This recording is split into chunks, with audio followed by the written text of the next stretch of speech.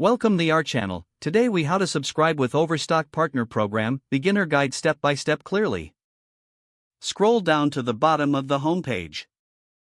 Locate and click on the affiliates link in the footer section. You will be redirected to the Overstock Affiliate Program page. Read through the program details to ensure it meets your needs.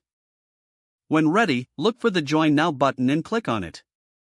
This will take you to the application form. Fill out your personal information, including your name and email address. Provide your website URL or social media profile where you'll promote Overstock. Specify how you plan to promote Overstock products. Read and accept the terms and conditions by checking the appropriate box. Once completed, submit your application. You will receive a confirmation email after your application is submitted.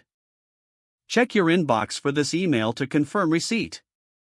If accepted, you will receive another email with your affiliate account details. Log into your affiliate dashboard using the credentials provided. Familiarize yourself with the dashboard features and tools available.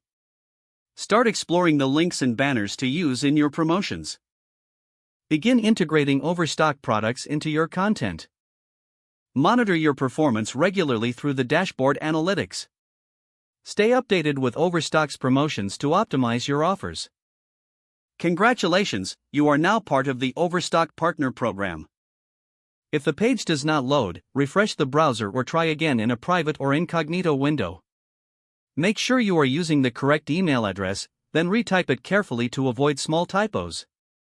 If your password is not accepted, use the reset option and create a new strong password you can remember. Check your spam folder for verification or security emails, then complete any requested confirmation steps. Enable two-factor authentication if available to improve account security and reduce unauthorized access risk. After signing in, review your profile details so your contact information and settings are accurate and current.